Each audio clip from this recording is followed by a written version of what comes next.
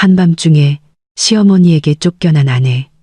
15분 후 롤스로이스가 그녀를 데리러 왔다. 다음 날 가난했던 아내는 남편의 회사를 사들여 그들을 평생 후회하게 만들었다. 저렴한 도자기 그릇에 숟가락이 부딪히는 소리만이 좁은 식당을 채우는 유일한 소리였다. 밖에서는 천둥이 울리기 시작하며 곧 폭풍우가 몰아칠 것을 예고했다. 마치 자연이 서울 변두리의 15평짜리 빌라 안에서 벌어질 드라마의 무대를 준비하는 것 같았다. 지우는 김이 모락모락 나는 된장찌개 그릇을 식탁 중앙에 놓았다. 그녀의 손은 하얗고 깨끗했다. 낡은 홈웨어로 종종 가렸지만 그녀의 손놀림은 재빨랐다.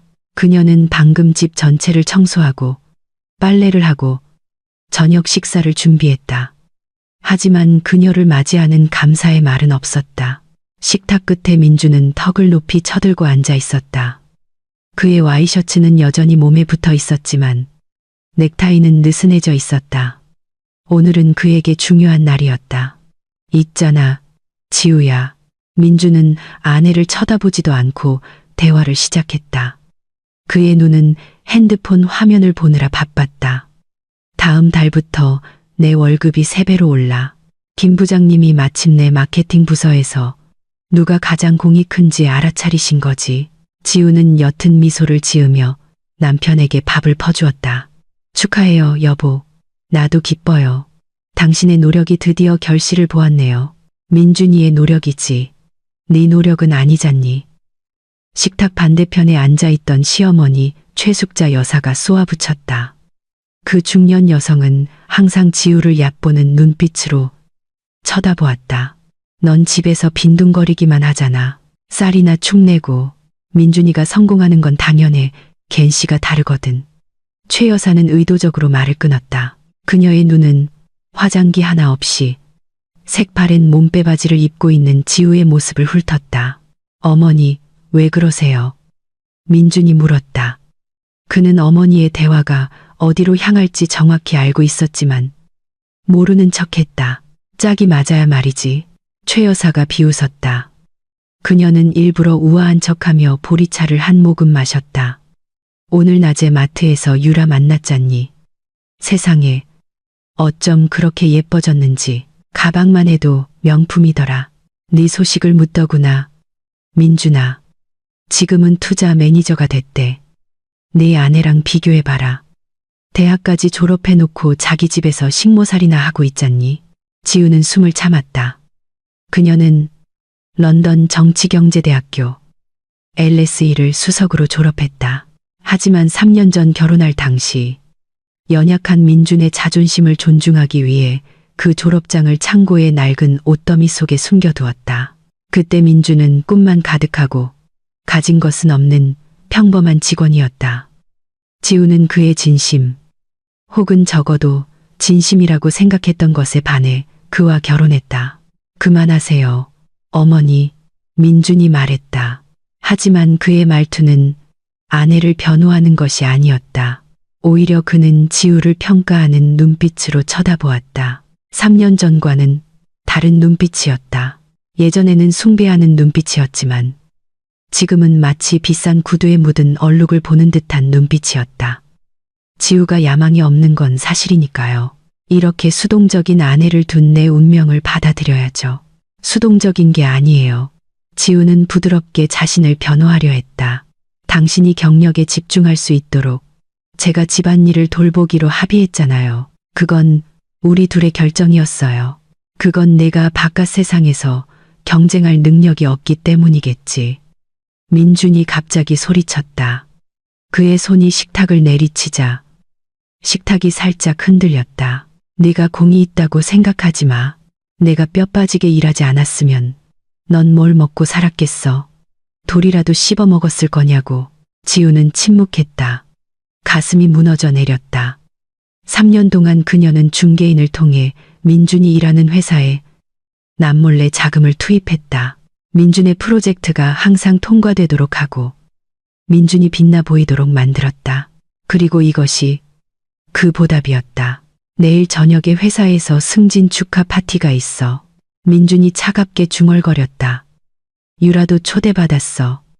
그녀의 회사가 우리 고객사거든. 어머니도 같이 가시죠. 저는요. 지우가 조용히 물었다. 민주는 작게 웃었다. 건조하고 상처 주는 웃음이었다. 무슨 옷을 입고 가려고. 그 몸빼바지. 나 망신시키지 마. 지우, 넌 그냥 집에 있어. 집이나 지키라고. 지우는 고개를 숙여 변하기 시작하는 눈에 차가운 빛을 숨겼다. 3년 동안 쌓아온 인내심이 오늘 밤 무너지기 시작했다.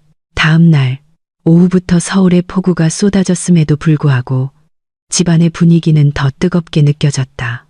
지우가 민준의 가장 좋은 셔츠를 다리고 있을 때 초인종이 울렸다. 그녀가 문을 열자 값비싼 향수 냄새가 코를 찔렀다. 유라가 화려한 와인색 드레스를 입고 서서 활짝 웃는 최 여사의 팔짱을 끼고 있었다. 민주는 그들 뒤에 서 있었다. 그의 얼굴은 긴장되어 있었지만 눈은 유라를 보며 빛나고 있었다. 어머, 식모가 있었네. 유라가 금팔찌로 장식된 손으로 입을 가리며 작게 웃으며 비꼬았다. 아, 미안. 지우 씨였구나. 들어와. 유라야. 들어와. 내 집처럼 편하게 생각해. 최 여사는 지우를 마치 길을 막는 가구처럼 옆으로 밀쳤다. 쟤는 신경 쓰지 말고. 지우야. 주스 좀 타와. 오렌지 주스로. 너무 달지 않게. 지우는 따랐다. 그녀는 부엌으로 갔다. 손이 분노로 떨렸다. 하지만 그녀의 예리한 귀는 거실의 대화를 포착했다. 그래서 계획은 어떻게 되는 거예요? 이모님. 유라의 목소리는 속삭이는 듯했지만 충분히 선명하게 들렸다. 걱정 마라. 오늘 밤으로 끝낼 거야. 민준이도 동의했어. 걔는 자기 경력을 끌어올려줄 수 있는 동반자가 필요하지. 인생의 짐이 필요한 게 아니거든. 최 여사가 대답했다. 지우는 주스 3잔이 담긴 쟁반을 들고 돌아왔다. 그녀가 그것을 테이블에 놓았을 때 유라가 갑자기 히스테릭하게 비명을 질렀다. 내 팔찌.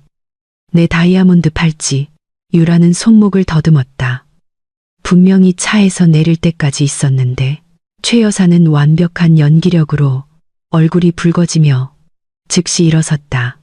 분명히 여기 떨어졌거나 누가 가져간 거야. 그녀의 눈은 즉시 지우를 향해 날카롭게 향했다. 전 아무것도 가져가지 않았어요. 지우는 그들의 눈을 차례로 똑바로 쳐다보며 침착하게 말했다. 전 계속 부엌에 있었어요. 에이, 도둑이 자기가 도둑이라고 하는 거 봤니? 최 여사는 구석 의자에 놓여있던 지우의 낡은 핸드백을 잡아챘다. 지우가 시장 갈 때 보통 사용하는 가방이었다. 허락도 없이 최 여사는 그 가방의 내용물을 바닥에 쏟아부었다. 할인 쿠폰, 동전 지갑, 휴지, 그리고 반짝이는 다이아몬드 팔찌 하나가 타일 위로 쨍그랑 소리를 내며 떨어졌다. 잠시 침묵이 흘렀다. 이런 도둑년. 민준이 소리쳤다. 그는 앞으로 나아가 지우의 뺨을 때렸다. 짝하는 소리가 밖에 빗소리를 잠재울 만큼 요란하게 울렸다. 지우의 뺨은 뜨거웠지만 그녀는 울지 않았다. 그녀는 뺨을 감싸쥐고 남편의 기를 죽게 만드는 눈빛으로 민준을 쳐다보았다. 그 눈빛은 겁에 질린 아내의 눈빛이 아니라 잠에서 깨어난 암사자의 눈빛이었다. 함정이야. 지우가 무미건조하게 말했다. 당신들이 거기에 넣어둔 거잖아. 아직도 부인할 셈이냐. 최 여사가 지우의 머리채를 잡았다. 가난한 주제에 분수도 모르고 도둑질까지 해. 민준아, 엄마는 이런 범죄자 며느리 둘 생각 없다. 당장 이혼해. 유라는 소파에서 승리에 찬 미소를 지었다. 악어의 눈물을 닦는 척하면서 민준 씨, 무서워요. 저 여자가 도둑질까지 할 수 있다면 나중에 우리를 해칠 수도 있잖아요. 민준은 혐오스러운 눈으로 지우를 쳐다보았다. 넌 정말 수치스러운 여자야. 지우, 내가 그 고아원에서 널 데려온 걸 후회한다. 이 시간부로 너와 이혼하겠다. 당장 나가. 그 말이 마침내 터져 나왔다. 이혼. 돌아갈 길은 없었다. 지우는 긴 숨을 들이마셨다. 가슴 속의 고통이 순식간에 사라졌다. 차가운 공허함이 그 자리를 대신했다. 그녀는 똑바로 서서 헝클어진 머리를 정돈했다. 좋아요.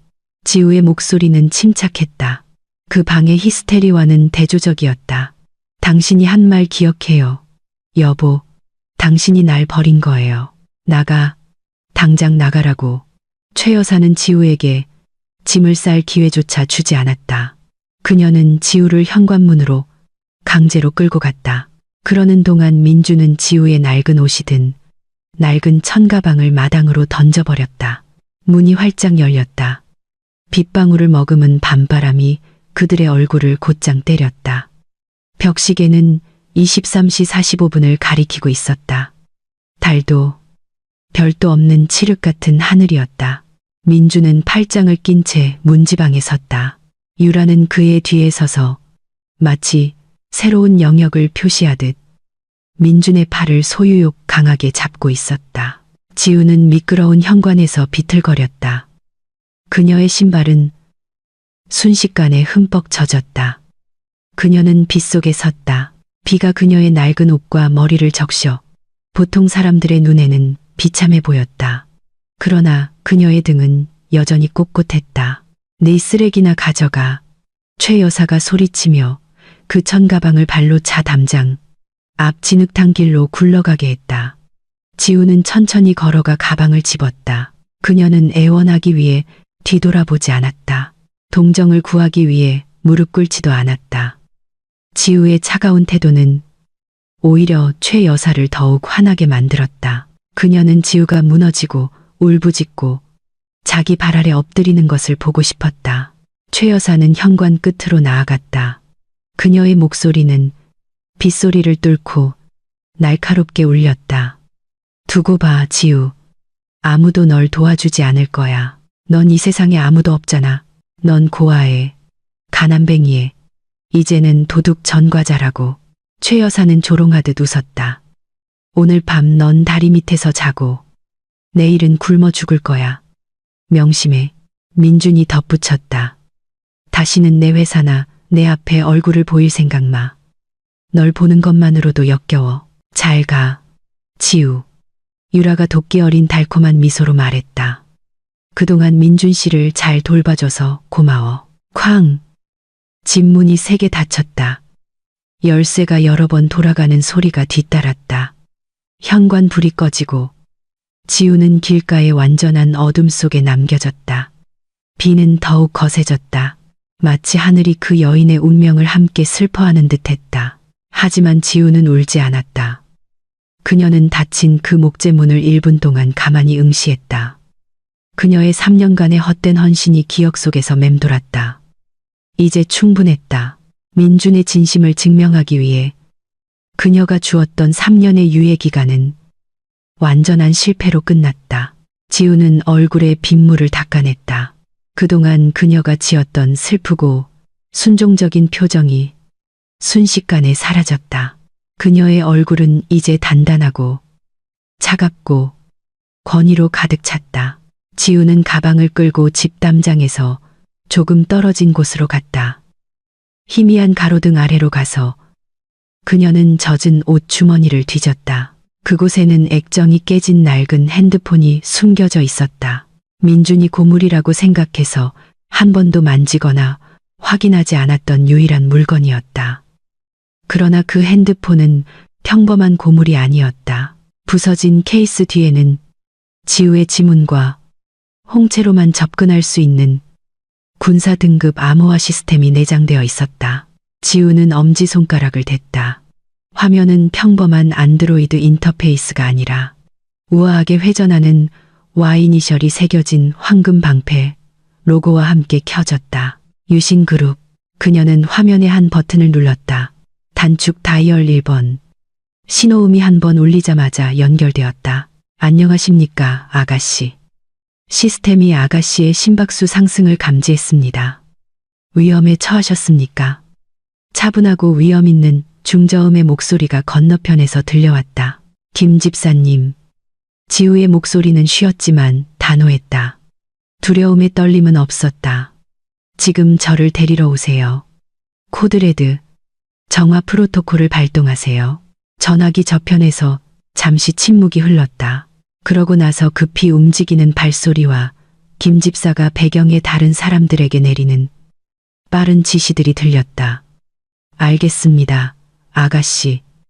GPS로 위치를 확인했습니다. 알파팀이 이동 중입니다. 도착 예상 시간은 15분입니다. 조금만 버티십시오. 아가씨, 갈아입을 옷도 가져오세요. 추워요. 지우는 전화를 끊기 전에 덧붙였다. 15분이 흘렀다. 지우는 빗속에서 동상처럼 조용히 서 있었다. 아까 최 여사의 고함 소리에 잠이 깬 이웃들이 창문 커튼 뒤에서 엿보고 있었다.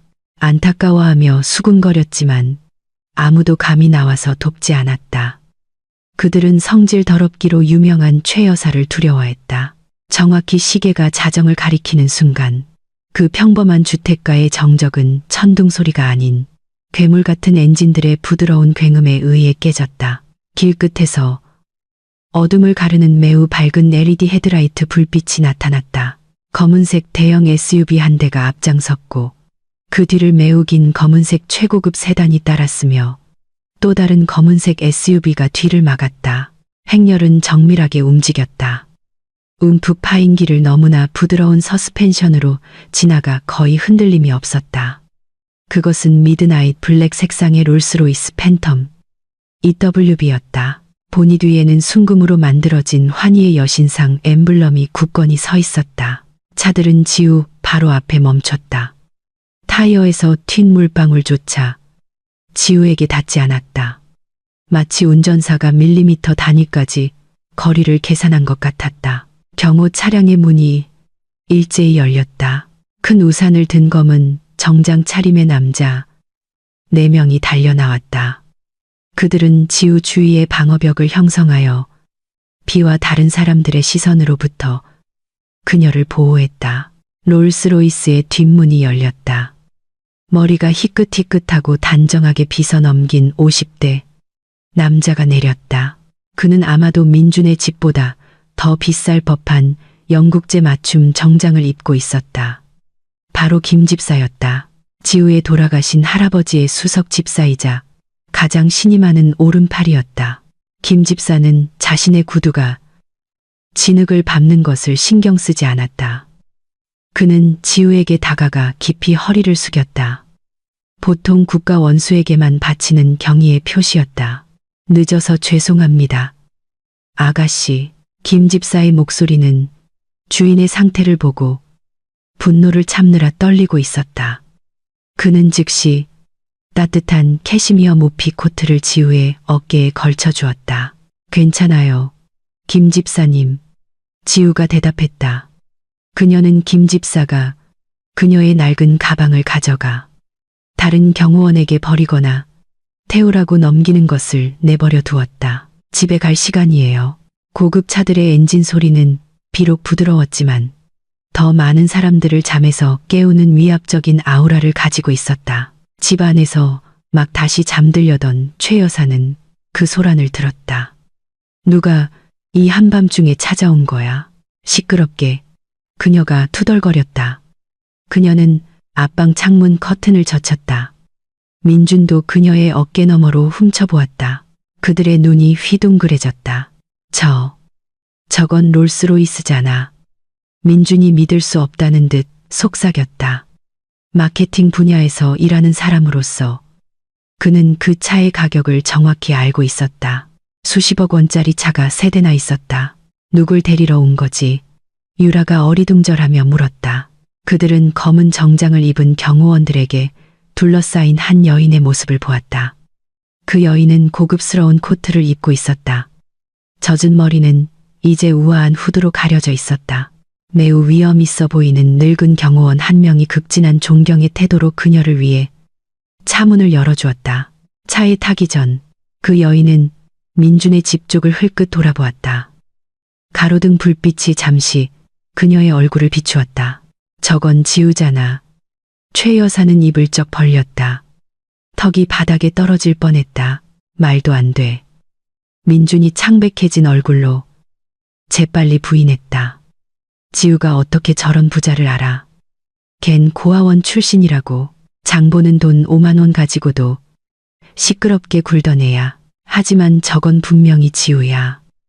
유라가 떨리는 손가락으로 가리켰다. 그 여인은 차 안으로 들어갔다. 문은 묵직하고 단단한 쿵 소리를 내며 닫혔고 그 안에 호화로움을 가두었다. 차량 행렬은 천천히 움직이기 시작했고 어울리지 않는 우아함으로 그 진흙탕 길을 떠났다. 아, 알겠다. 최 여사가 갑자기 어색하게 웃으며 외쳤다. 아까 놀랐던 얼굴은 이제 혐오감으로 바뀌었다. 천박한 것, 쫓겨날 때 울지도 않더라니. 이유가 있었네. 벌써 스폰서를 구했나 보군. 분명히 늙은 부자. 첩노릇이나 하는 거겠지. 민주는 안도의 한숨을 내쉬었다. 그의 논리는 어머니의 이유를 받아들였다. 그것이 그들의 왜소한 두뇌로는 유일하게 가능한 설명이었다. 그렇구나. 그동안 순진한 척 하더니 이혼당한 지 5분 만에 다른 남자가 데리러 오네. 이혼하길 잘했어. 더러운 여자. 그래. 오빠. 저런 여자랑 헤어져서 다행이야. 유라가 민준을 껴안았다. 비록 그녀의 마음속에는 이상한 불안감이 있었지만 아까 지우를 데리러 온 늙은 남자의 아우라는 늙은 스폰서의 그것이 아니라 여왕을 모시는 시종의 아우라였다. 한편 방음이 완벽하고 고급 가죽 냄새가 나는 롤스로이스 실내에서 지우는 기대어 앉아 있었다. 그녀는 약지에 끼고 있던 2g짜리 금 결혼 반지를 뺐다. 민준이 할부로 사준 유일한 보석이었다. 그들이 단지 끝에 있는 강다리를 지날 때 지우는 차창을 살짝 열었다. 그녀는 그 반지를 밖으로 던졌다. 작은 금속 조각은 밤의 어둠과 거센 강물 속으로 사라졌다. 김 집사님. 지우가 불렀다. 그녀는 차미니바에서 하인이 건네주는 따뜻한 샴페인 한 잔을 받았다. 네, 아가씨. 김 집사는 앞 좌석에서 주인을 바라보았다. 지우는 음료를 한 모금 마셨다. 그녀의 눈은 저 멀리 반짝이는 서울의 마천루들을 똑바로 응시했다. 그녀의 이름이 소유권 증서에 적혀 있는 그 건물들을 법무팀, 감사팀, 그리고 인수팀에 연락하세요. 내일 아침 민준이 일하는 회사와 관련된 유신그룹의 모든 자산을 조사하고 싶어요. 유란의 가족이 소유한 협력업체와의 모든 협력 관계를 동결시키세요. 지우는 잔을 내려놓았다. 그녀의 얼굴은 무자비할 정도로 차가웠다. 그리고 내일 아침 민준이 회사 게이트에 사원증을 찍을 때 자기가 방금 자기 인생에서 행운의 여신을 걷어찼다는 사실을 깨닫게 하세요. 알겠습니다, 아가씨. 김 집사가 옅은 미소를 지으며 대답했다. 다시 왕좌로 돌아오신 것을 환영합니다. 지우 여왕님. 차는 빗속을 뚫고 빠르게 달렸다. 지우의 과거를 뒤로 한 채 이제 다시는 그녀를 건드릴 수 없는 진흙과 가난 속에 내일 서울은 발칵 뒤집힐 것이다. 상속녀가 돌아왔다. 아침 햇살이 강남의 초고급 50층 펜트하우스 유리벽을 뚫고 들어왔다. 더 이상 물이 새는 지붕도 딱딱한 소미불도 없었다. 지우는 이탈리아 실크 시트가 깔린 킹사이즈 침대에서 깨어났다. 그녀는 눈을 뜨고 크리스털 샹들리에가 달린 높은 천장을 바라보았다. 3년 동안 그녀가 매일 아침 처음 본 풍경은 페인트가 벗겨진 칙칙한 벽과 바닥에 쌓인 민준의 더러운 옷더미였다. 오늘 그녀의 풍경은 그녀의 손바닥 안에 쥔 서울의 스카이라인이었다. 좋은 아침입니다, 아가씨. 스케줄이 준비되었습니다. 김 집사가 에스프레소와 태블릿이 담긴 쟁반을 들고 들어왔다. 그의 뒤에는 2명의 여성 개인 비서가 샤넬, 디올, 아르마니의 비즈니스 웨어로 가득 찬 옷걸이를 들고 있었다. 지우는 일어섰다. 어젯밤 그녀가 썼던 순종적인 아우라는 완전히 사라졌다. 오늘 아침 주식 시장 동향은 어떻죠? 지우가 커피를 마시며 물었다. 그녀의 기분처럼 쓰고 진한 블랙커피였다. 안정적입니다, 아가씨. 하지만 어젯밤 지시하신 대로 인수팀이 민준 씨가 근무하는 회사의 모기업인 누리건설의 유통주식 60%를 비밀리에 매입했습니다. 기술적으로 오늘 아침 80으로 아가씨께서 그 회사의 대주주이십니다. 김 집사가 담담하지만 만족스러운 어조로 보고했다. 지우는 비스듬히 미소 지었다. 그녀는 큰 거울 쪽으로 걸어갔다.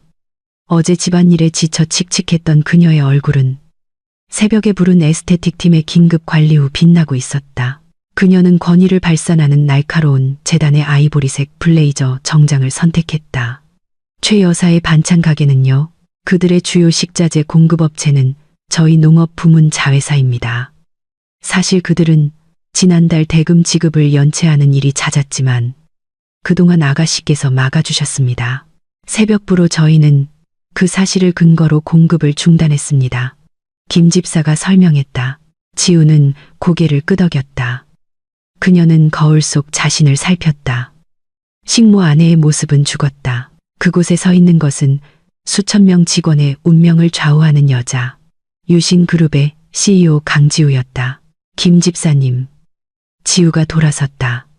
그녀의 눈은 칼날처럼 날카로웠다. 오늘 그들이 지옥을 맛보게 하세요. 숨 쉴 틈조차 주지 마세요. 그들이 딛고 선 땅이 무너질 때 그들의 턱이 얼마나 높이 올라갈 수 있는지 보고 싶군요. 알겠습니다, 아가씨. 차가 로비에 준비되어 있습니다.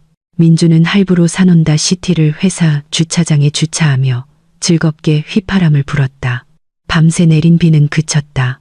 그가 번쩍이는 구두를 신고 지나간 웅덩이만 남아 있었다. 그는 매우 가벼움을 느꼈다. 시골뜨기 아내라는 짐이 사라졌다. 좋은 아침입니다, 박 과장님. 그는 로비의 경비원에게 거만한 어조로 인사했다. 그는 곧 박 부장님으로 불릴 것을 상상했다. 경비원은 웃지 않았다. 그는 민준을 동정심과 경계심이 섞인 이상한 시선으로 바라보았다. 민준은 신경 쓰지 않았다. 그는 회전식 게이트로 걸어갔다. 그는 자신의 아이디 카드를 댔다. 삑, 삑. 접근 거부 표시등이 빨갛게 켜졌다. 민준은 미간을 찌푸렸다. 또 고장이야. 이 싸구려 기계. 그가 중얼거렸다. 그는 다시 시도했다. 삑, 삑. 접근 거부. 아저씨, 게이트 좀 열어주세요. 제 카드가 에러예요. 민준이 짜증 섞인 목소리로 경비원에게 명령했다. 그의 뒤로 직원들의 줄이 쌓이기 시작했고 수군거렸다. 죄송합니다, 박 과장님. 들어오실 수 없습니다. 경비원이 손으로 길을 막으며 단호하게 말했다. 무슨 소리야. 난 여기 마케팅 과장이야. 비키지 않으면 당신을 보고하겠어. 민준이 경비원의 어깨를 밀었다. 소란 피우지 마, 민준 씨. 엘리베이터 쪽에서 굵은 목소리가 들려왔다. 어제 승진을 약속했던 민준의 직속 상관인 김 부장이 인사팀 직원 2명과 회사 변호사 1명을 대동하고 다가왔다. 김 부장의 얼굴은 창백하고 식은땀을 흘리고 있었다.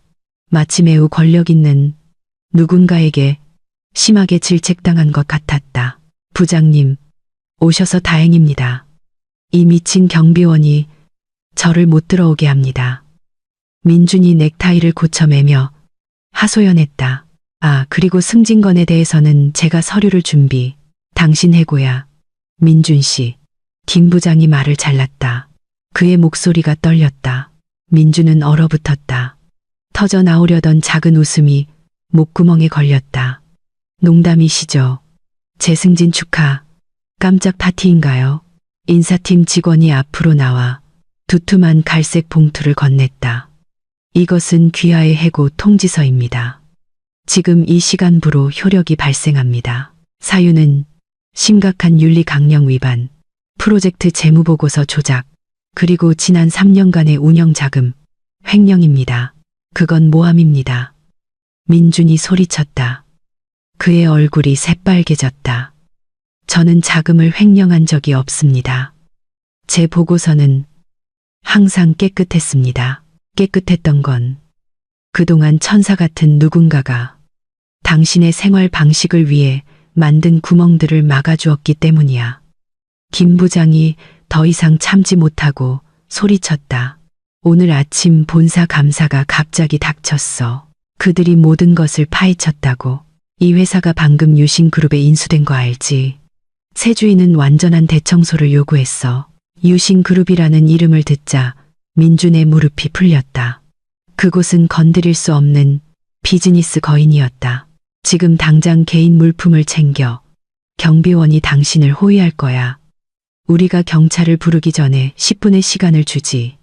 김 부장이 차갑게 덧붙였다. 민준은 범죄자처럼 끌려 들어갔다. 그의 사진들을 상자에 넣는 동안 엄격한 감시를 받았다. 어제 그가 승진을 자랑했던 다른 직원들은 노골적인 조롱의 눈빛으로 그를 쳐다보았다. 그가 수치심이 담긴 상자를 들고 건물을 걸어 나올 때 그의 핸드폰이 진동했다. 모바일 뱅킹 알림이었다. 부패 혐의 관련 기관의 요청에 따라 귀하의 잔고가 동결되었습니다. 민준의 세상이 빙빙 돌았다. 불과 어젯밤 그는 세상의 정점에 있다고 느꼈다. 오늘 아침 그는 나락의 바닥으로 떨어졌다. 한편 서울 남부의 한 고급 프랑스 레스토랑에서 최 여사는 사교계 친구들 사이에서 자신감 있게 앉아 있었다. 그녀는 최고의 실크 한복을 입고 민준의 신용카드 할부로 산 루이비통 가방을 들고 있었다. 그래서 숙자 씨, 민준이 아내는 정말 떠났어? 계모임 회장인 박 여사가 물었다. 쫓아냈지. 정확히는 최 여사가 와규 스테이크를 자르며 정정했다. 내가 말했잖아. 걔는 불운을 가져오는 애라고. 걔가 떠나자마자 민준이 경력이 바로 날아올랐어. 오늘 민준이가 부장으로 승진했거든. 나중에 새 회사 차보면 놀랄걸. 다른 부인들은 감탄하며 고개를 끄덕였지만 몇몇은 회의적인 표정이었다. 대단하네. 그런데 오늘 네 반찬 가게가 롯데호텔 행사에 음식을 안 보냈다던데. 한 부인이 말했다. 공급업체에서 재료를 끊었다고 하던데. 아, 그건 그냥 작은 의사소통 문제야. 최 여사는 손을 내저었다. 사실 아침부터 반찬 가게 주방에서 고기와 채소가 없다고 패닉에 빠져 전화가 빗발쳤다. 됐어. 오늘은 내가 전부 쏠게. 가장 비싼 디저트 시켜. 분위기는 떠들썩해졌다. 최 여사는 이 거짓된 인정을 즐기며 활짝 웃었다. 계산서가 왔을 때 금액은 500만 원에 달했다. 최 여사는 거만한 태도로 플래티넘 신용카드를 꺼냈다.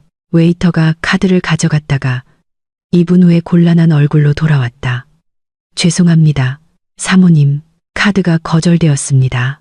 테이블의 분위기가 갑자기 조용해졌다. 아마 기계가 고장났나 보네. 다시 해봐요. 최 여사는 당황하기 시작하며 말했다. 그녀는 두 번째 카드, 민준의 계좌에서 나온 가족 카드를 꺼냈다. 웨이터가 다시 돌아왔다. 죄송합니다, 사모님. 이것도 거절되었습니다. 은행에서 차단되었다는 메시지가 뜹니다. 수군거리는 소리가 들리기 시작했다. 아들이 부장이라더니 밥값도 못 내네. 저 가방 짝퉁 아니야. 최 여사의 얼굴은 창피함으로 새빨개졌다. 식은땀이 흘러 화장을 망쳤다. 잠깐만요. 아들한테 전화해 볼게요. 그녀는 민준에게 전화했지만 받지 않았다. 그녀가 바쁘게 번호를 누르고 있을 때 계모임 단톡방 알림이 여러 번 울렸다. 박 여사가 핸드폰을 열었고 그녀의 눈이 휘둥그레졌다. 숙자 씨, 단톡방에 막 올라온 뉴스 좀 봐. 최 여사는 친구의 핸드폰을 빼앗았다. 한 온라인 뉴스 기사가 큰 제목으로 선명하게 보였다. 부패 스캔들, 누리건설 마케팅 과장, 불명예 해고, 수십억 원 횡령 혐의, 경비원에게 끌려가는 민준의 사진이 선명하게 박혀 있었다. 이건 가짜 뉴스야. 최 여사가 소리쳤다. 그녀의 손이 떨려 핸드폰이 떨어졌다. 가짜 뉴스든 아니든 지난달 계모임 뱃돈 빚부터 갚아. 박 여사의 말투가 순식간에 차가워졌다. 그리고 빚 갚기 전까지 다음 달 모임에는 나오지 마. 우리까지 내 아들 부패 사건에 엮이고 싶지 않으니까. 사교계 친구들이 하나둘씩 일어나 최 여사를 500만 원의 계산서와 함께 혼자 남겨두고 떠났다. 레스토랑 웨이터가 보안 요원을 부를 준비를 하며 그녀를 날카롭게 쳐다보았다. 정호. 태양은 피부를 태울 듯이 뜨겁게 내리쬐었다. 민주는 회사 차가 현장에서 견인되었기 때문에 택시를 타고 집으로 돌아왔다. 그는 어머니가 현관에서 히스테릭하게 울며 기운 없이 앉아 있는 것을 발견했다. 어머니, 왜 밖에 계세요? 민준이 당황해서 물었다. 민준아, 그들이 집을 잠가버렸어. 최 여사는 은행에 의해 압류됨이라는 붉은색의 큰 스티커가 붙어있는 집 문을 가리켰다. 이게 무슨 짓이야? 민주는 문으로 달려가 열려고 했지만 자물쇠가 바뀌어 있었다. 제복을 입은 두 남자가 집 옆에서 나왔다. 박민준 씨, 저희는 은행 측 사람입니다. 이 집의 대출 할부금이 3개월 연체되었고 주 담보권자가 보증을 철회하여 자산 압류를 진행하고 있습니다. 무슨 보증? 이 집은 내가 내고 있었어. 민준이 소리쳤다. 은행 직원은 서류를 펼쳤다. 자료에 따르면 박민준 씨의 할부금은 월 총 청구액의 30%에 불과합니다. 나머지 70%는 그동안 강지우 여사 명의의 계좌에서 자동이체로 지불되었습니다. 오늘 아침 그 계좌에서 지불 승인을 취소하고 보증금을 인출했기 때문에 귀하의 신용 상태는 즉시 채무불이행, 즉 연체 상태가 되었습니다. 민주는 입을 쩍 벌렸다. 지우가 이 집값을 내고 있었다고. 그동안 지우는 항상 생활비가 빠듯하다고 했다. 알고 보니 민준이 준 돈은 은행 이자를 내기에도 부족했던 것이다. 그리고 지우가 남몰래 그녀가 모아둔 부모님의 유산으로 그 차액을 메우고 있었던 것이다. 그럼 이 집은 더 이상 우리 게 아니에요. 최 여사가 찍찍거리는 목소리로 물었다. 24시간 내에 남은 짐을 비울 시간이 있습니다. 차고에 있는 혼다 재즈도 리스 패키지에 포함되어 있어 견인 조치합니다. 그 혼란 속에서 빨간색 마쓰다 세단 한 대가 담장 앞에 멈췄다. 유라의 차였다. 민주는 즉시 담장으로 달려갔다. 그의 얼굴은 희망으로 가득 찼다. 유라야, 자기야. 와줘서 다행이다. 회사랑 은행에 오해가 좀 생겼어. 이걸 해결할 동안 잠시 돈 좀 빌려줘.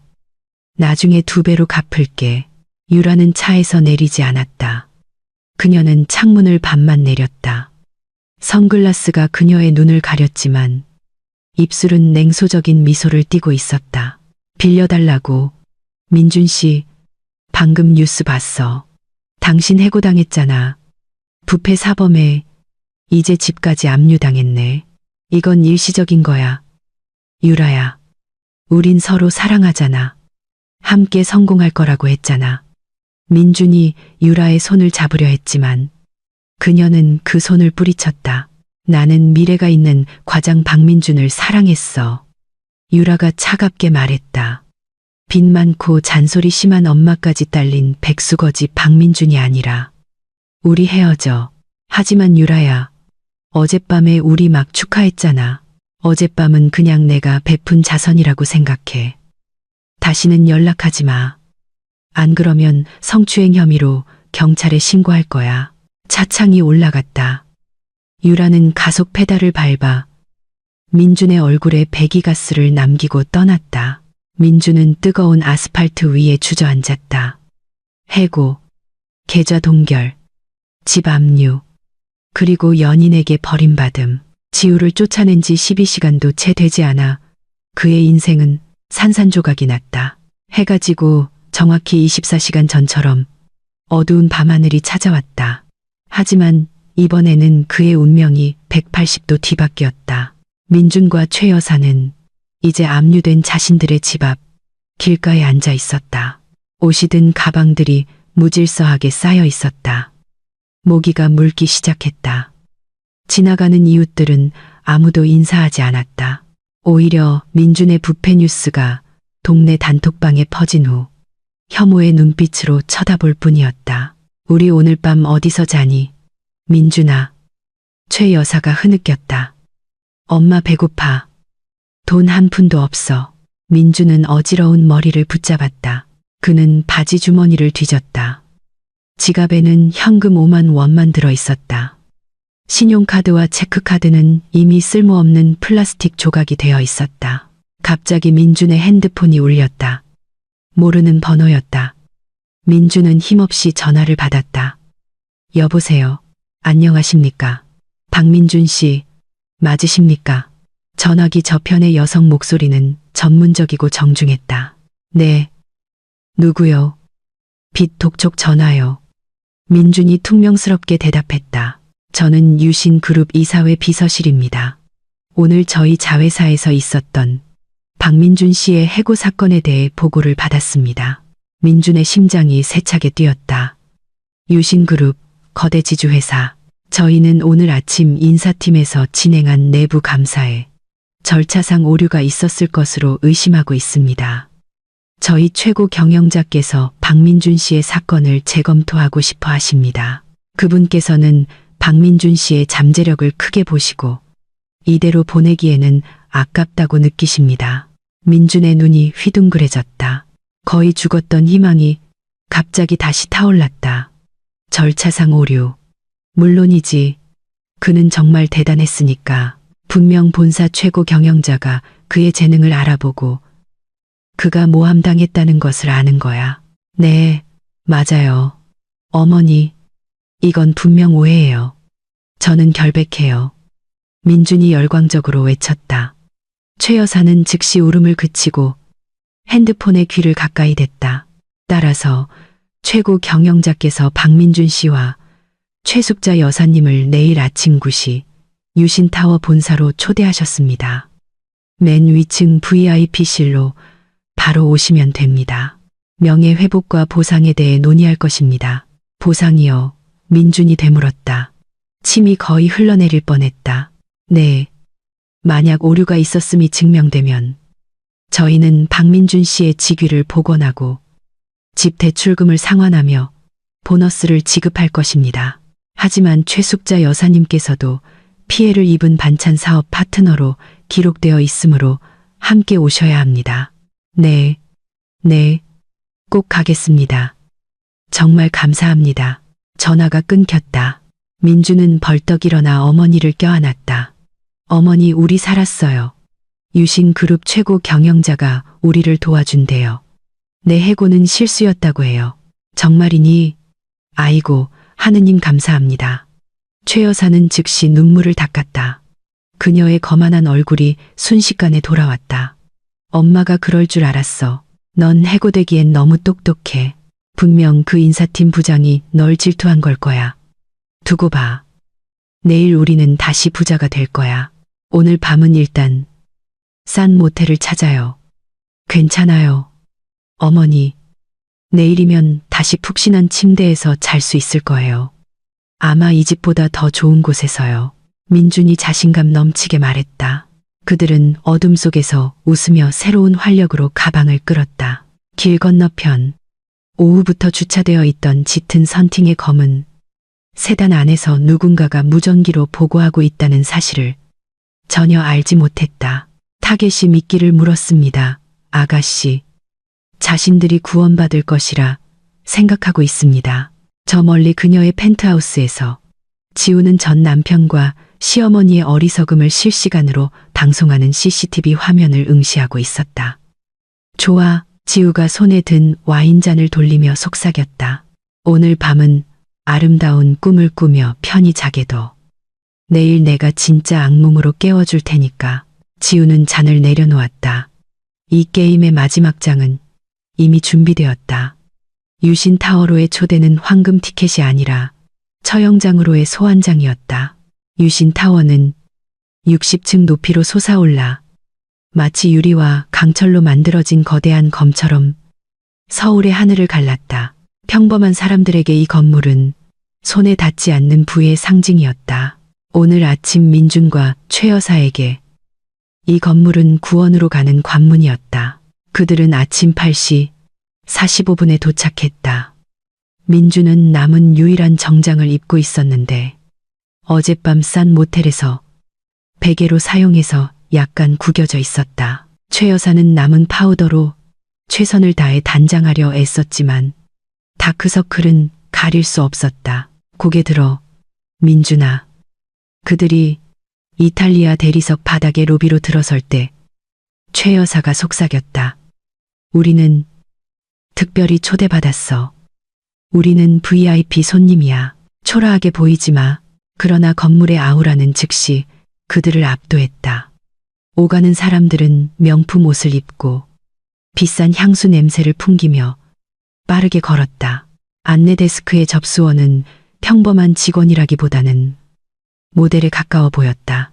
좋은 아침입니다. 저는 박민준입니다. 최고 경영자님과 약속이 있습니다. 민준이 억지로 자신감 있는 척하며 접수원에게 말했다. 여성 접수원은 미소 짓지 않았다. 그녀는 민준과 최 여사를 위아래로 훑어보았다. 민준을 발가벗겨진 듯 느끼게 만드는 차가운 시선이었다. 그녀는 컴퓨터에 천천히 무언가를 입력했다. 확인되었습니다. 박민준님과 최숙자님 60층으로 올라가십시오. 전용 엘리베이터는 오른쪽에 있습니다. 60층, 가장 높은 층. 최 여사는 감탄하며 숨을 참았다. 봐, 민준아. 엄마 말이 맞지. 정상에 초대받는 건 중요한 사람뿐이야. 그들은 고속으로 올라가는 유리 엘리베이터에 탔다. 기압 변화로 귀가 멍멍했다. 발 아래로 작아지는 서울의 풍경은 민준을 현기증 나게 했다. 그는 머릿속으로 감사 연설을 준비하기 시작했다. 그가 받게 될 수억 원의 연봉을 상상하며 엘리베이터 문이 열렸다. 그들은 발소리를 흡수하는 두꺼운 카펫이 깔린 조용하고 차가운 복도와 마주했다. 복도 끝에는 황금 조각이 새겨진 거대한 마호가니 이중문이 있었다. 그러나 아무도 그들을 맞이하지 않았다. 음료를 가져다주는 친절한 비서도 없었다. 문 옆에 서 있는 건장한 경호원 한 명뿐이었다. 여기서 기다리세요. 경호원이 그들을 쳐다보지도 않고 짧게 말했다. 저기요. 우리는 9시에 약속이 있는데요. 최 여사가 항의했다. 회장님께서는 바쁘십니다. 기다리세요. 15분, 30분, 1시간이 흘렀다. 최 여사는 하이힐을 신고 서 있느라 다리가 아파오기 시작했다. 복도에는 의자가 없었다.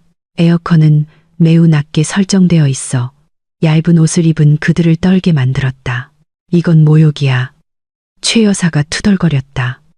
VIP 손님을 동상처럼 서 있게 하다니. 참으세요. 어머니. 이건 정신력 테스트예요. 민준이 속삭였다. 그는 추위를 참느라 이를 악물었다. CEO들은 예비 임원들의 인내심을 시험하는 걸 좋아해요. 우리가 강하다는 걸 보여줘야 해요. 정확히 10시 30분. 1시간 반 동안 춥고 배고픈 상태로 서 있은 후그들은 돈을 아끼기 위해 아침을 굶었다. 이중문이 마침내 자동으로 열렸다. 들어오세요. 경호원의 목소리가 울려 퍼졌다. 민주는 깊은 숨을 들이쉬고 넥타이를 바로잡으며 이미 연습해둔 환한 미소와 함께 안으로 들어섰다. 그는 그 안에 앉아있는 누구의 구두라도 핥을 준비가 되어 있었다. 방은 민준이 살던 빌라의 3배 크기였다. 벽은 바닥부터 천장까지 이어진 통유리로 되어 있어 구름의 파노라마를 보여주었다. 한쪽에는 고전 경영 서적으로 가득 찬 거대한 책장이 있었다. 방 중앙에는 흑단으로 만든 긴 집무용 책상이 분위기를 압도했다. 그러나 책상 뒤의 거대한 의자는 그들에게 등을 돌리고 있었다. 등받이가 높고 검은 가죽으로 만들어져 있어 그곳에 앉아있는 사람의 모습을 완전히 가리고 있었다. 오직 오른손만 보였다. 느리고 섬뜩한 리듬으로 팔걸이를 두드리고 있었다. 민준과 최 여사는 책상 앞에 뻣뻣하게 서 있었다. 아무도 그들에게 앉으라고 권하지 않았다. 좋은 아침입니다. 회장님. 민준의 목소리가 약간 떨렸다. 이 엄청난 초대에 감사드립니다. 저 박민준은 유신 그룹을 위해 전적인 헌신을 다할 준비가 되어 있습니다. 어제 오해가 있었음을 알고 있지만 저의 비전이 이 회사와 일치한다고 확신합니다. 침묵. 의자 뒤의 인물은 대답하지 않았다. 최 여사는 민준의 팔을 툭 치고는 일부러 만든 달콤한 목소리로 말을 이었다. 그리고 저는 그의 어머니 최숙자입니다. 어제 계약이 끊긴 반찬 가게 사장이지요. 회장님께서 제 음식 솜씨를 아실 거라 믿습니다. 저희는 모함의 희생양입니다. 회장님, 제 전 며느리가 나쁜 여자라 아마 나쁜 소문을 퍼뜨렸을 겁니다. 갑자기 의자 뒤에서 작은 웃음소리가 들렸다. 그 웃음은 아름다웠지만 뼛속까지 파고드는 차가움을 담고 있었다. 나쁜 며느리라. 그 여성의 목소리가 물었다. 낮고 위험 있는 어조였다. 민주는 깜짝 놀랐다. 그 목소리는 익숙하게 들렸지만 억양과 톤은 매우 달랐다. 너무나 우아하고 품격 있으며 권위로 가득했다. 말도 안 돼. 네, 회장님. 최 여사는 민준의 얼굴 변화를 눈치채지 못하고 더욱 신이 나서 말했다. 이름은 지우예요. 걘 그냥 기생충에, 도둑에, 사기꾼이에요. 제 아들이 이혼해서 정말 다행이에요. 우리는 이제 자유롭고 유신그룹과 함께 성공할 준비가 되어 있습니다. 거대한 의자가 천천히 돌아가기 시작했다. 그 움직임은 느리고 극적이었다. 마치 시간이 멈춘 것 같았다. 먼저 핏빛 스틸레토를 신은 긴 다리가 보였다. 그리고 날씬한 허리를 감싸는 디자이너의 펜슬 스커트, 지배적인 아우라를 뿜어내는 아이보리색 블레이저, 그리고 마침내 그 얼굴, 민준이 3년 동안 매일 아침 화장기 없이 보던 얼굴, 최 여사가 음식이 싱겁다고 자주 소리치던 그 얼굴. 그러나 지금 그 얼굴은 완벽하게 화장되어 있었고 입술은 새빨갛고 눈은 면도날처럼 날카로웠으며 예전에 아무렇게나 묶던 머리는 이제 비싼 블로우 드라이 스타일로 아름답게 늘어뜨려져 있었다. 지우가 다리를 꼬고 앉아 그들을 비스듬한 미소와 함께 쳐다보고 있었다. 그 시선은 민준의 몸속 피를 즉시 얼어붙게 만들었다. 계속하세요. 최 여사님, 당신의 며느리가 얼마나 나빴는지 더 이야기해 보세요. 세상이 민준의 머리 위로 무너지는 것 같았다. 그의 입은 벌어졌지만 아무 소리도 나오지 않았다. 그의 뇌는 쇼트를 일으켜 눈앞의 광경을 처리하기를 거부했다. 그의 순종적인 아내, 지우가 유신 그룹의 회장 의자에 앉아 있었다. 침묵을 깬 것은 최 여사의 가장 논리적인 반응이었다. 완전한 부정. 이런 무례한 것. 최 여사는 한 걸음 앞으로 나아가 떨리는 검지로 지우의 얼굴을 가리켰다. 네가 왜 거기 앉아 있어? 내려와. 그건 회장님 자리야. 분수도 모르는 식모 주제에 몰래 들어왔거나 아니면 최 여사는 방을 미친 듯이 둘러보다가 혐오스럽게 비웃었다. 아, 알겠다. 넌 여기 청소부인데 잠깐 앉아본 거겠지. 아니면 회장님 첩인데 사무실에서 장난치고 있는 거거나. 민주는 점차 정신을 차리기 시작했다. 지우야, 이게 무슨 짓이야. 창피하게 굴지 마. 이 방 주인 오기 전에 거기서 나와. 우리 잡혀갈 수도 있어. 지우는 움직이지 않았다. 그녀는 책상의 인터콤 버튼 하나를 눌렀다. 김 집사님, 들어오세요. 옆문이 열리고 김 집사가 당당한 걸음으로 들어왔다. 그의 뒤에는 건장한 경호원 2명이 따랐다. 김 집사는 지우를 위한 특별한 얼그레이 차가 담긴 쟁반을 들고 있었다. 차가 준비되었습니다. 회장님, 김 집사가 존경스럽게 말하며 지우 앞에 도자기 찻잔을 놓고 그녀 옆에 똑바로 섰다. 민준과 최 여사는 침묵했다. 그들의 눈은 그날 밤 지우를 데리러 온 위험 있는 늙은 남자 김 집사와 지우 사이를 오갔다. 김 집사님. 최 여사가 더듬거렸다. 이 어르신은 제 하인이잖아요. 김 집사가 돌아보았다. 그의 시선은 칼날처럼 차가웠다. 최 여사님, 말씀 조심하십시오. 당신 앞에 계신 분은 고국 강우진 회장님의 유일한 손녀이자 유신그룹의 합법적인 소유주이시며 최고 경영자이신 강지우 아가씨입니다. 말도 안 돼. 민주는 한 걸음 물러섰다. 다리에 힘이 풀려 손님용 의자에 부딪혔다. 유신, 내 성은 강씨가 아니라 박씨잖아. 지우는 천천히 차를 마시며 전 남편의 얼굴에 떠오른 공포를 즐겼다. 박은 할아버지께서 세우신 고아원 이름이에요. 제가 자주 봉사활동을 가던 곳. 당신이 저를 발견하고 제가 불쌍한 고아 소녀라고 착각했던 그곳. 지우가 침착하게 대답했다. 전 거짓말한 적 없어요. 민준 씨, 부모님이 없다고 했죠. 맞아요. 부모님은 비행기 사고로 돌아가셨으니까요. 하지만 가난하다고 말한 적은 없어요. 당신이 그렇게 추측했고 나는 당신의 진심을 보기 위해 그 추측을 내버려 둔 것뿐이에요. 3년. 민준이 속삭였다. 3년 동안 넌 식모인 척했어. 척한 게 아니에요. 지우가 날카롭게 말을 잘랐다. 나는 헌신적인 아내가 되려고 노력했어요. 당신 속옷을 빨고, 당신 밥을 차리고, 당신 어머니의 모욕을 참았어요.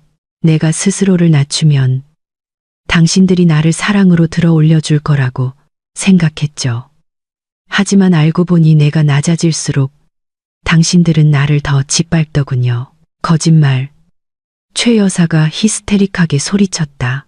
그녀는 자신이 그토록 경멸했던 여자가 자신보다 수천 배는 높은 지위에 있다는 현실을 받아들일 수 없었다. 이건 다 사기야. 넌 배우들을 고용한 거야. 민준아, 믿지 마.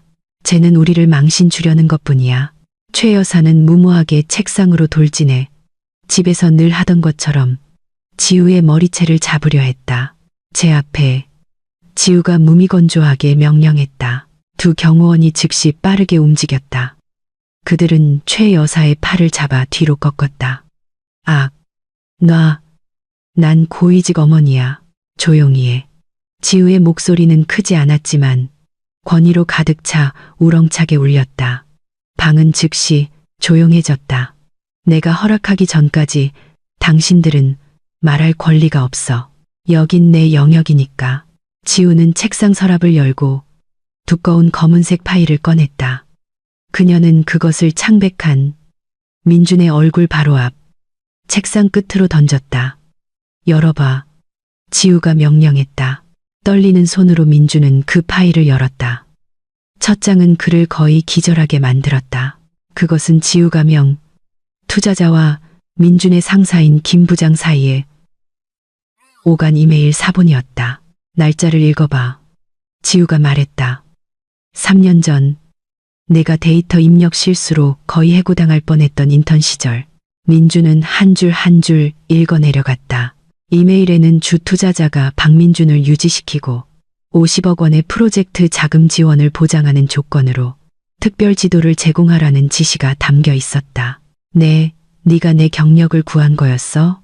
구한 것뿐만이 아니죠. 지우는 일어서서 천천히 책상 주위를 돌았다.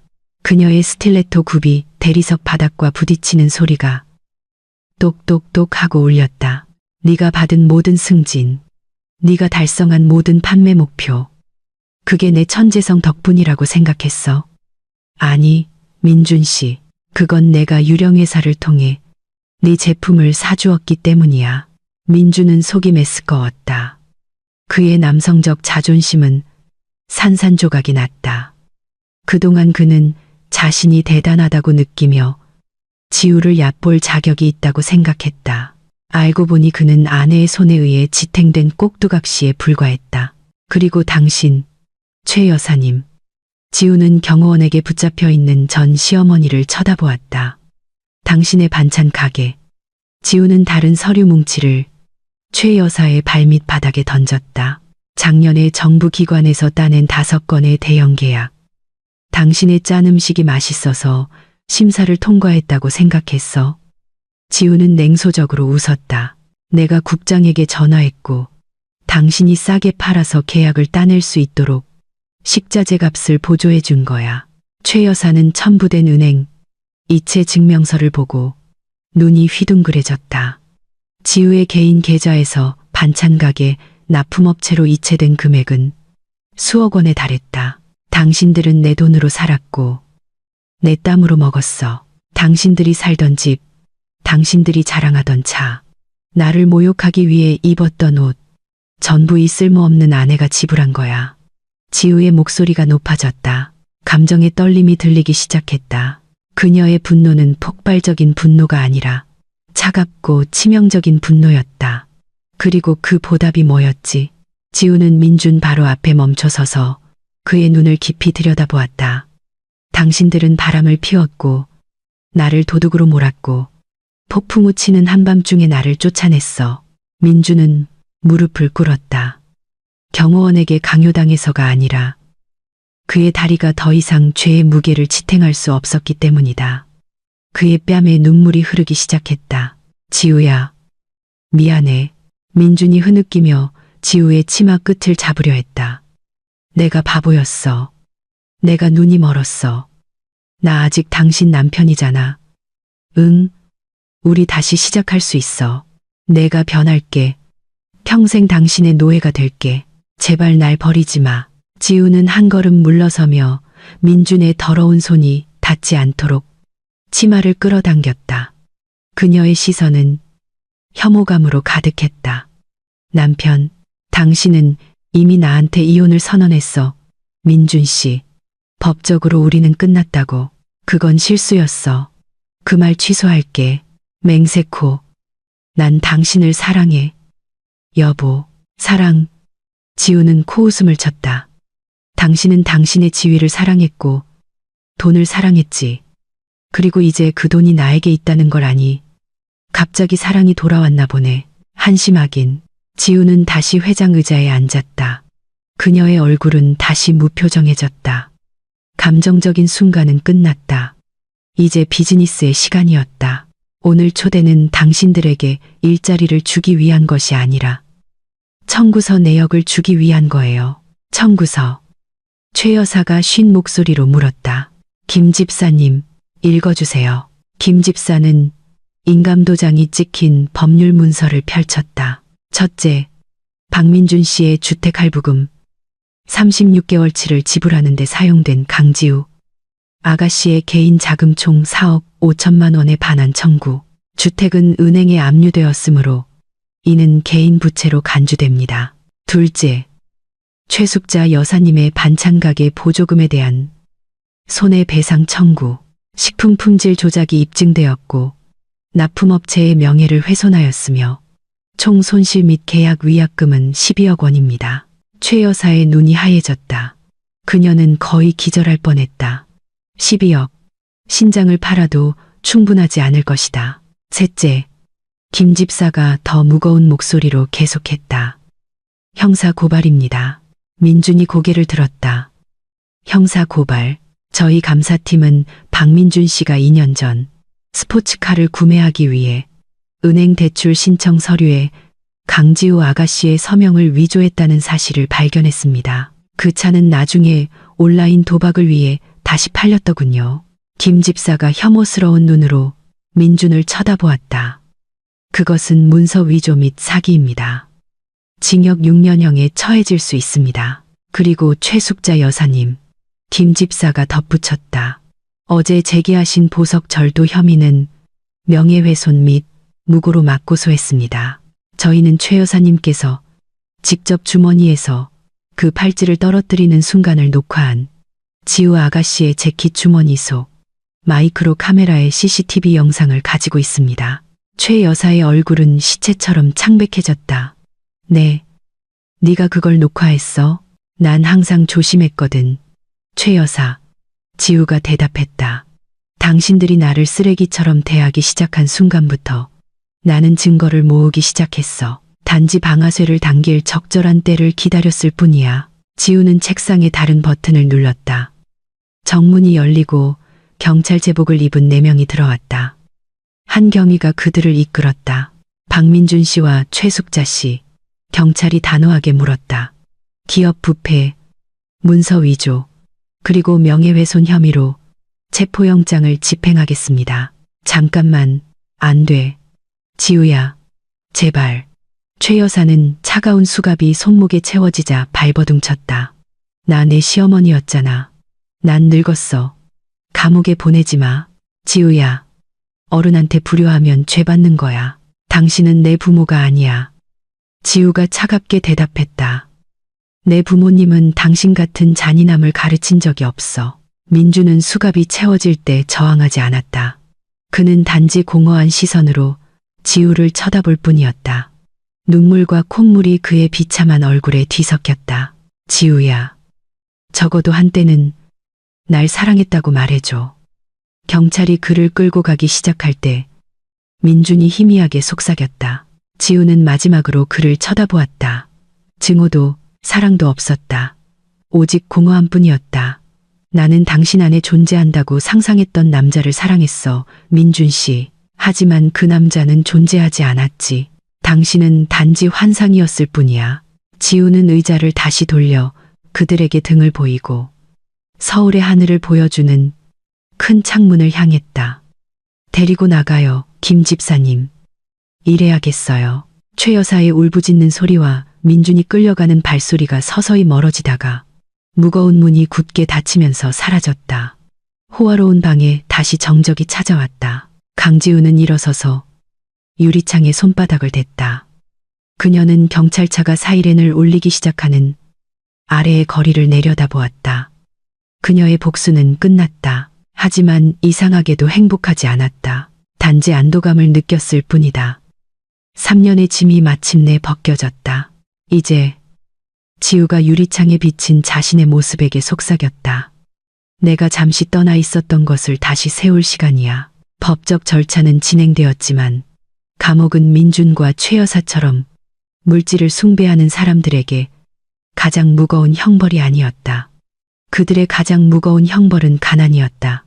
유신그룹 법무팀의 천재성 덕분에 민준과 최 여사는 매우 높은 보석금으로 구속 집행 정지를 받았다. 그것을 지불하기 위해 그들은 남은 모든 자산, 차, 보석, 전자제품, 심지어 명품 옷까지 벼룩시장에서 헐값에 팔아야 했다. 이제 그들은 서울 북부 변두리의 좁은 골목에 있는 작은 단칸방에서 살았다. 빽빽한 양철 지붕에 가려 해가 제대로 들지 않는 곳이었다. 더워, 너무 더워. 최 여사가 골판지 조각으로 부채질하며 불평했다. 그녀는 이미 꺼져버린 얇은 스펀지 매트리스 위에 앉아 있었다. 방벽은 축축하고 곰팡이 냄새가 났다. 조용히 좀 해요. 어머니, 머리 아프니까. 방구석에서 민준이 쏘아붙였다. 그는 방금 사온 라면 값에서 남은 동전을 세고 있었다. 네가 네 엄마한테 조용히 하라고. 최 여사가 눈을 부릅떴다. 비록 그녀의 눈은 이제 차라고 힘이 없었지만 네가 과장일 때는, 아니 부장일 때는 엄마한테 감히 소리도 못 질렀잖아. 이제 우리가 힘들어지니까 불효자가 다 됐네. 우리가 힘든 건 어머니 때문이잖아요. 민준이 동전을 바닥에 던졌다. 그의 감정이 폭발했다. 어머니가 계속 저를 들볶았잖아요. 지우는 짐이다. 지우는 불행을 가져온다. 지우를 쫓아내라. 저는 어머니가 최선을 안다고 생각해서 따랐어요. 그런데 어머니가 내 인생을 망쳤어요. 입 조심해. 네가 진짜 남자라면 호대가 있었어야지. 최 여사가 소리치며 맞받았다. 그들의 싸움 소리는 얇은 합판 벽을 뚫고 나갔다. 어이 시끄러워. 옆집에서 벽을 두드리며 소리쳤다. 대낮부터 싸우고 난리야. 월세도 밀린 것들이 목소리만 커. 민준과 최 여사는 침묵했다. 그들의 기가 죽었다. 예전에는 사생활이 보장되는 고급 단지에서 살았다. 이제 그들은 빈민가 이웃들에게 미움받는 사회의 쓰레기였다. 오후에 최 여사는 쌀을 사러 나가려고 했다. 그녀는 사람들이 알아볼까 봐 고개를 숙이고 걸었다. 그러나 불우는 끝나지 않았다. 가게에서 그녀는 TV에서 경제 뉴스를 방송하는 것을 보았다. 가게 주인의 40인치 HD 화면에 지우의 아름다운 얼굴이 가득 찼다. 유신그룹 CEO 강지우, 저소득층을 위한 공공주택 프로젝트 기공식에 참석. 올해의 여성 기업인으로 선정되다. 최 여사는 얼어붙었다. 화면 속 지우는 관리들과 기자들에게 둘러싸여 여신처럼 빛나고 있었다. 아줌마, 쌀 살 거예요? 말 거예요? 길 막지 말고. 가게 주인이 퉁명스럽게 말했다.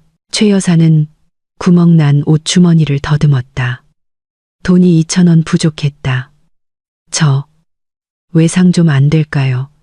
사장님, 내일 아들 월급날인데. 첵첵. 아줌마 아들 그 부패 사건 터진 백수잖아. 고추 싸준 신문에서 얼굴 봤어. 외상 없어. 저리 가. 최 여사는 사람들 앞에서 쫓겨났다. 그녀는 빈손으로 집으로 걸어왔다. 눈물이 흘렀다. 슬퍼서가 아니라 끝없는 굴욕의 쓰라림 때문이었다. 민주는 포기하지 않았다. 그는 여전히 자신에게 능력이 있다고 느꼈다. 그는 깃부분이 누렇게 변하기 시작한 유일한 흰 셔츠를 입고 일자리를 구하러 나섰다. 그러나 디지털 기록은 냉혹한 살인자였다. 인사 담당자가 구글에 박민준이라는 이름을 입력할 때마다 자금 횡령과 불명예 해고에 대한 기사가 나타났다. 죄송합니다, 박민준 씨. 금융범죄 기록이 있는 지원자는 받을 수 없습니다. 나가주세요. 그날 그가 방문한 5번째 회사의 인사 담당자가 말했다. 민주는 힘없이 건물을 걸어 나왔다. 서울의 태양이 그의 피부를 태우는 듯했다. 그가 버스 정류장에 앉아 있을 때 하얀색 벤츠 한 대가 그의 바로 앞 신호등에 멈췄다. 차창이 열렸다. 안에는 선글라스를 낀 아름다운 여자가 옆에 앉은 늙은 남자에게 애교 있게 웃고 있었다. 유라였다. 민준의 피가 끓었다. 그는 그 차로 달려갔다. 유라야, 유라야. 유라는 돌아보았다. 마르고 초라하고 땀에 젖은 남자가 자신의 차창을 두드리는 것을 보고 놀랐다. 그것이 그녀의 전 애인이라는 것을 깨닫는데 몇 초가 걸렸다. 누구야, 자기? 거지인가? 유라 옆에 늙은 남자가 물었다. 아무도 아니에요, 오빠. 그냥 미친 사람이에요. 유라가 재빨리 대답했다. 그녀는 즉시 창문을 올리는 버튼을 눌렀다. 유라야, 어떻게 그럴 수 있어? 너도 내 횡령한 돈으로 즐겼잖아. 네가 그 가방들 사달라고 했잖아. 민준이 유리를 두드리며 소리쳤다. 유라는 신경 쓰지 않았다. 신호등이 녹색으로 바뀌고 차는 빠르게 달렸다. 빗물이 고인 웅덩이의 물을 민준의 바지에 튀기며 민준은 얼어붙은 채 서 있었다. 그는 고통스러운 한 가지 사실을 깨달았다. 유라는 그를 사랑한 적이 없었다. 유라는 그의 돈만을 사랑했다. 그리고 그 돈이 사라지자 민준은 유라의 눈에 쓰레기보다 못했다. 아이러니하게도 그가 아무것도 없을 때 그를 사랑했던 유일한 여자, 지우는 그가 유라 같은 쓰레기를 위해 버린 여자였다. 후회감이 그의 명치를 강타하며 시끄러운 길가에서 그를 숨막히게 했다. 그에게 따뜻한 차를 끓여주던, 피곤할 때 발을 주물러주던, 모욕을 당하면서도 진심으로 미소 짓던 지우의 얼굴. 그 모든 것이 고문 같은 공포 영화처럼 그의 머릿속에서 맴돌았다. 지우야. 그가 희미하게 속삭였다. 내가 무슨 짓을 한 거지? 그날 밤 다시 비가 내렸다. 단칸방의 분위기는 더욱 암울해졌다. 지붕은 세 군데에서 세어 바닥을 질척하게 만들었다. 민주는 빈손과 상처받은 마음으로 돌아왔다. 그는 어머니가 냄비에 남은 마른 밥알을 긁어모아 먹는 것을 보았다. 그 광경은 슬퍼야 했지만 민준에게는 분노를 유발했다. 어머니는 왜 일 안 해요? 민준이 차갑게 물었다. 요리 잘하시잖아요. 식당에서 설거지라도 하시든가요. 무슨 소리야? 최 여사가 숟가락을 던졌다. 나는 사모님이야. 내 손은 식당 설거지 비누 같은 거 만질 손이 아니라고. 어디 사모님이요. 민준이 빗물바지 양동이를 걷어찼다. 정신 차려요, 어머니. 우리는 가난뱅이의 노숙자라고요. 그게 다 하늘 높은 줄 모르는 어머니의 자존심 때문이에요. 머리는 텅 비었는데 이 불효자식, 내가 널 교육시키지 않았으면 넌 부장도 못 됐을 거야. 그리고 어머니 때문이 아니었으면 난 아직 아내가 있었을 거예요. 민준이 소리쳤다. 그의 목소리는 끔찍한 울음으로 갈라졌다. 난 아직 지우가 있었을 거라고요. 그녀는 좋은 아내였어요, 어머니. 그녀는 완벽했고 우리는 그녀를 쓰레기처럼 버렸어요. 걔는 교활했어. 우리를 속였다고. 최 여사는 여전히 현실을 부정하며 반박했다. 아니요. 민준이 어머니의 어깨를 잡고 세게 흔들었다. 그녀는 속이지 않았어요. 그녀는 우리를 시험했고 우리는 실패했어요. 우리는 인간이 되는데 실패했어요. 어머니가 날 이런 괴물로 만든 거예요. 최 여사는 붉고 광기 어린 아들의 눈을 보고 겁에 질렸다. 그녀는 민준을 밀쳐 젖은 바닥에 넘어뜨렸다. 가버려. 너 같은 실패한 아들은 필요 없어. 민준은 웃었다. 이성을 잃은 사람의 웃음이었다. 좋아요, 갈게요. 이 지옥에서 혼자 잘 살아보세요. 어머니. 민준은 배낭을 들고 몇 가지 옷을 쑤셔 넣은 뒤 빗속으로 나갔다. 그는 어머니를 물이 새는 단칸방에 홀로 남겨두었다. 최 여사는 그의 이름을 외쳤지만 그녀의 목소리는 천둥소리에 묻혔다. 생애 처음으로 최 여사는 정말로 혼자가 되었다. 식모도 돈도 아들도 희망도 없었다. 그날 밤 최 여사는 목소리가 나올 때까지 울었지만 그녀를 도우러 온 천사는 단 한 명도 없었다. 한편 다른 세상에서 지우는 5성급 호텔의 그랜드 볼룸 연단에 서 있었다. 수천 개의 카메라 플래시가 그녀를 향해 터졌다.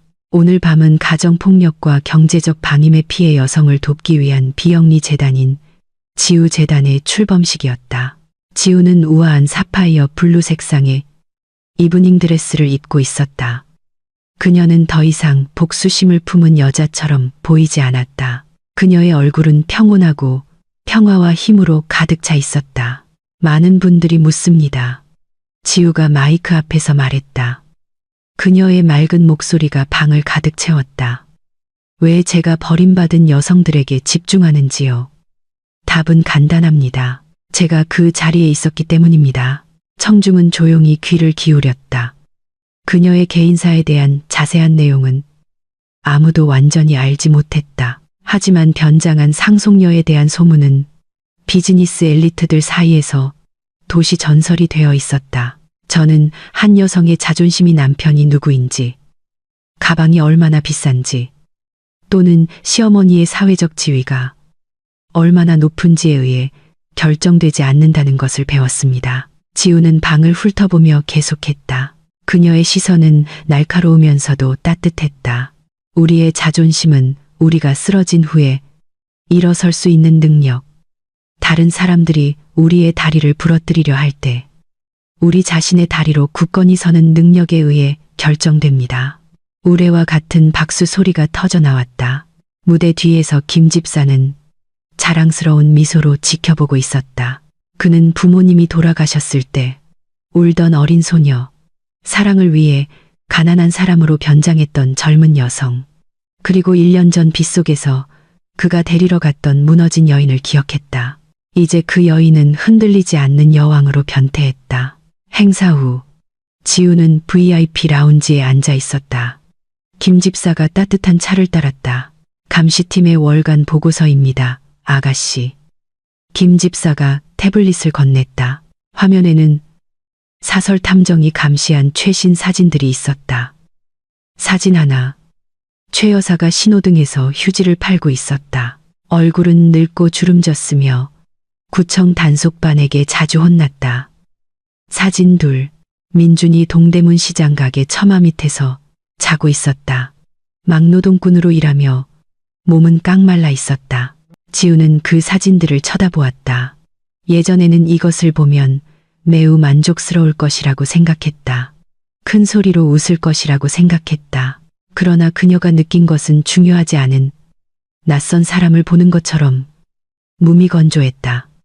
그녀의 증오는 모두 타버려 바람에 날아간 재만 남았다. 됐어요. 김 집사님.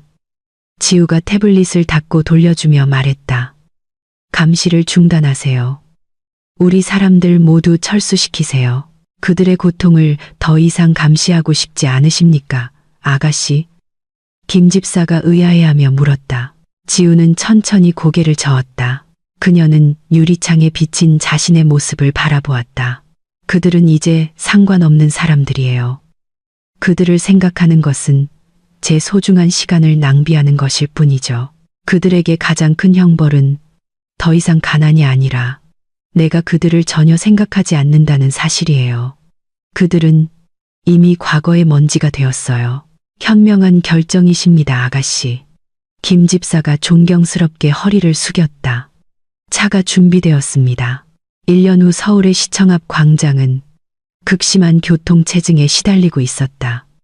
이슬비가 아스팔트를 적시며 오후의 우울한 분위기를 자아냈다. 그 교통체증 속에서 검은색 롤스로이스 팬텀 한 대가 신호등에 멈췄다. 안락한 차 안에서 지우는 회사 합병 서류를 검토하고 있었다. 그녀의 손가락에는 이제 다이아몬드 반지가 끼워져 있었다. 결혼 반지가 아니라 그녀가 스스로 산 독립의 상징인 반지였다. 아가씨, 지우의 개인 운전사가 불렀다. 앞에 좀 집요한 노숙인이 있습니다. 지우가 고개를 들었다. 굳게 닫힌 차창 밖으로 초라한 옷과 낡은 모자를 쓴 마른 남자가 다른 차들의 유리를 두드리고 있었다. 낡은 먼지더리로 유리를 닦아주는 서비스를 제공하며 그의 얼굴은 길거리 먼지로 검었고 눈은 희망 없이 뱄다. 민준이었다. 민준은 그 검은색 롤스로이스를 향해 힘없이 걸어갔다. 그는 안에 누가 있는지 몰랐다. 그는 단지 고급 차를 보고 주인이 친절하게 튀김을 사 먹을 2,000원짜리 동전이라도 주길 바랐다. 민준은 그 롤스로이스의 뒷좌석 창문을 가볍게 두드렸다. 사장님, 동전 한 푼만. 그의 목소리는 쉬어 있었다. 차창이 천천히 조금 내려왔다. 단 5cm. 민준의 눈은 그 유리 너머의 한 쌍의 눈과 마주쳤다. 아름답고 날카로우며 차가운 눈. 시간이 멈춘 것 같았다. 민준은 그 눈을 알아보았다. 그의 심장이 잠시 맺었다. 그의 입이 열렸다. 그 이름을 부르고 싶었고 미안하다고 소리치고 싶었고 이 거리의 지옥에서 구해달라고 애원하고 싶었다. 지우. 하지만 지우는 아무 말도 하지 않았다. 그녀는 화나지도 슬프지도 동정하지도 않았다. 그녀는 민준을 마치 전봇대나 아스팔트 길바닥을 보는 것처럼 쳐다보았다. 아무런 인식이 없는 공허한 시선. 지우는 문의 버튼을 눌렀다. 창문이 다시 올라가 닫히며 그들의 시선을 끊고 이제는 수백만 광년 떨어진 두 세계를 분리했다. 신호등이 녹색으로 바뀌었다. 롤스로이스는 천천히 움직이기 시작했고 이슬비 속에서 얼어붙은 채 서 있는 민준을 남겨두었다. 차의 배기가스가 그의 얼굴을 덮쳤다. 지우가 그에게 준 유일한 것이었다. 길 건너편 보도에서 이제 폐지를 줍는 사람이 된 최 여사가 그 광경을 보았다. 그녀는 그 차를 알아보았다. 그녀는 얼어붙은 아들을 알아보았다. 그녀는 결코 끝나지 않을 불운을 알아보았다. 멀어져가는 차 안에서 김 집사가 백미러를 통해 힐끗 보았다. 차를 세울까요? 아가씨. 지우는 무릎 위의 서류에 다시 집중하며 뒤돌아보지 않고 말했다. 아니요, 김 집사님. 계속 가세요. 우리에겐 되사야 할 미래가 있으니까요. 차는 높이 솟은 마천루를 향해 모퉁이를 돌며 사라졌고 뒤에는 젖은 길바닥에 썩어가는 과거를 남겨두었다. 업보는 완벽하게 그 임무를 완수했다. 만약 여러분이 지우의 입장이었다면 무릎 꿇고 용서를 비는 민준을 보았을 때 어떤 선택을 하셨을 건가요? 과거의 정을 생각해서 용서할 건가요? 아니면 그들이 뿌린 대로 거두게 심판할 건가요?